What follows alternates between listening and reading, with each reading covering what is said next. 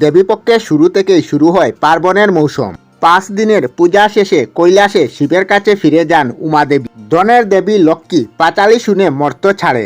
এরপর কুবেরের পূজা সম্পূর্ণ করে বাঙালি তখন দীপান্বিতা অমাবস্যা ভক্তি আরাধনায় উদ্যত। ঠিক তখনই দরজার কড়া দাঁড়ায় বুধ চতুর্দশী। শুধু তাই নয়, সমগ্র ভারতবর্ষ জুড়ে চৌর চতুর্দশী, নরক চতুর্দশী, যম চতুর্দশী, রূপ চতুর্দশী বা রূপ চতুর্দশী নামেও পরিচিত। এই দিনটি পশ্চিমের হ্যালোয়েন পার্টির মতো বাঙালির হ্যালোয়েন হচ্ছে বুধ চতুর্দশী।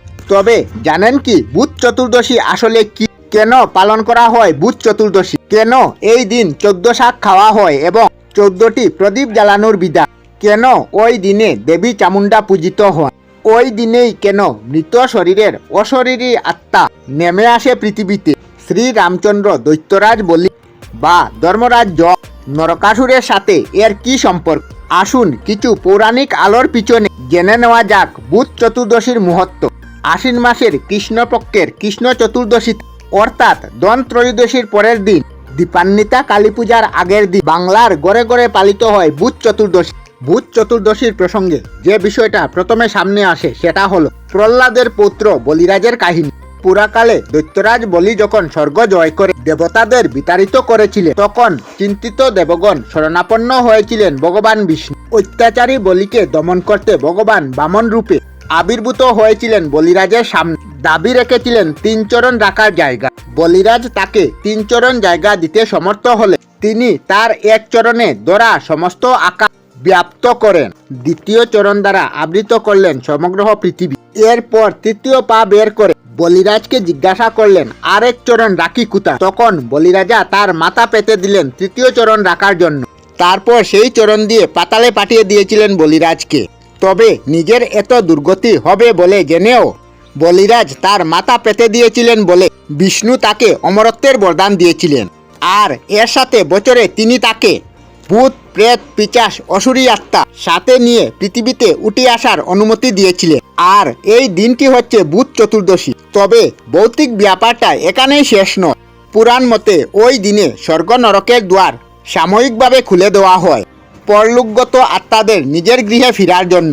এই পিতৃলোক এবং মাতৃলোকের 14 জন অশরীরী পূর্বপুরুষদের নিয়ে আসেন গৃহস্থের বাড়িতে। যেহেতু মৃত্যুর পর মানুষের দেহ পঞ্চভূতে অর্থাৎ প্রকৃতিতে বিলীন হয়ে যায়, তাই পৃথিবীর কুলে থেকে সংগ্রহ করা 14টি শাক খেয়ে পূর্বজ 14 পুরুষের উদ্দেশ্যে শ্রদ্ধা অর্পণ করা হয় এই তিথিতে। তারপর 14 শাক দেওয়ার পর বাড়ির প্রতিটি কোণে ছিটিয়ে দেওয়া হয় সেই জল। আর সেই 14 শাক হচ্ছে ওল, কেউ, বেত, সর্ষে, কালকাসুন্দে, নিম, জয়ন্তী, সাঞ্চে, এলেঞ্চে, সৌলভ, গুলঞ্চ, বাটপাতা এবং চুষ্নি। তবে অঞ্চল ও মতভেদে এই শাকগুলি ভিন্ন হতেও দেখা যায়। এই 14 শাক খাওয়ার পিছনে কিছু বৈজ্ঞানিক কারণ বিদ্যমান। বুধ চতুর্দশীর এই নিয়মটা মূলত ঋতু পরিবর্তনের সময়, তাই নানা প্রকার রোগের প্রাদুর্ভাব, বহু মানুষের জীবনহানি ঘটত এই সময়তে। এই কারণে আশ্বিন এবং কার্তিক মাসকে প্রাচীনকালে যমদষ্টা কাল বলা হতো। এই রোগ সুখ থেকে মুক্তি পেতে তিথির আগে শরীরের রোগ প্রতিরোধক বাড়াতে এই 14 শাক ভক্ষণের বিধান। তাছাড়া 14 শাক খাওয়ার পাশাপাশি এই দিন সন্ধ্যায় জ্বালানো হয় 14টি প্রদীপ। মূলত মর্তলোকে নেমে আসেন ভূত প্রেত পিচাচ ও অসুরী আত্মাদের পথ দেখানোর উদ্দেশ্যে এই দীপদান করা হয়। তবে বলিরাজের অসুরী সাঙ্গপাঙ্গ 14 পুরুষের প্রেতাত্মা ছাড়াও আরও ভৌতিক ব্যাপার রয়েছে বুধ চতুর্দশীর দিন। এই দিন মর্তের বুকে পূজিত হন মা কালিকা। তবে এ দিনে তিনি আসেন চামুন্ডা রূপে। এই ভয়ঙ্করী মূর্তির সাথে নিয়ে আসে 14টি প্রেতাত্মা।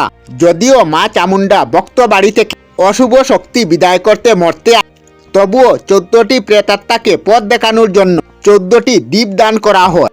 এছাড়াও পশ্চিমবঙ্গের বেশ কিছু জেলায় এই দিনটি পালিত হয় বুধ উৎসব রূপে। এখানে পাঠ করা হয় এই মন্ত্রটি শীতলাঞ্চ সমাভুক্ত সংকট দোলাম্বিত হর পাপ সপমার্গে ব্রহ্ম নমঃ পুনঃ পুনঃ। এবার আসি যম চতুর্দশীতে। একদা যমদেব তার যমদূতদের জিজ্ঞাসা করে, কোনো জীবের প্রাণ হরণ করার সময় তোমাদের কি তাদের প্রতি দয়া হয় না? প্রথমে যমদূতেরা সংকোচ করলেও পরে যমদেবের কাছে একটি ঘটনা জানায়। ঘটনাটি হলো হেম নামক এক রাজার স্ত্রী এক সুন্দর পুত্র জন্ম দেন। কিন্তু সেই পুত্রের কুষ্টি বিচার করে জ্যোতিষীরা জানান বিবাহের 4 দিন পূর্বে এই পুত্রের মৃত্যু হবে। এই ভবিষ্যৎবাণী শোনার পর রাজা সেই বালককে ব্রহ্মচারী হিসাবে পালন করতে লাগলেন। একদিন যমুনা নদীর তীরে মহারাজ হংসের পুত্রী ঘোরাফেরা করছিলেন। রাজকুমার সেই রাজকুমারীকে দেখে মোহিত হয়ে যান এবং তারা একে অপরের সম্মতিতে গন্ধর্ব বিবাহ করলেন। এরপর নিয়তির অমুক নিয়মে তাদের বিবাহের 4 দিন পর রাজকুমারের মৃত্যু হয়। স্বামীর মৃত্যুতে সদ্য বিধবা রাজকুমারী আহাচারী দেখে হৃদয় কেঁপে উঠে আমাদের। ওই রাজকুমারের প্রাণ হরণ করার সময় আমাদের চোখ থেকেও জল গড়িয়ে পড়ে।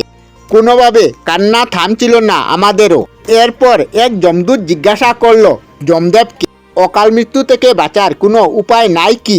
উত্তরে যমদেব বললেন, বুধ চতুর্দশীতে দীপদান করলে অকাল মৃত্যু থেকে রেহাই পাওয়া যায়। তবে ওই কাহিনীটি একটু অন্যভাবে উপস্থাপন করা হয়েছে। ধনতেরসের কাহিনী থেকে। এই শাস্ত্রমত বুধ চতুর্দশীতে বাড়ির প্রবেশদ্বারে সামান্য দান রেখে তার উপর সামান্য তিলের তেলের প্রদীপ জ্বালিয়ে যমদীপ দান করার বিধান।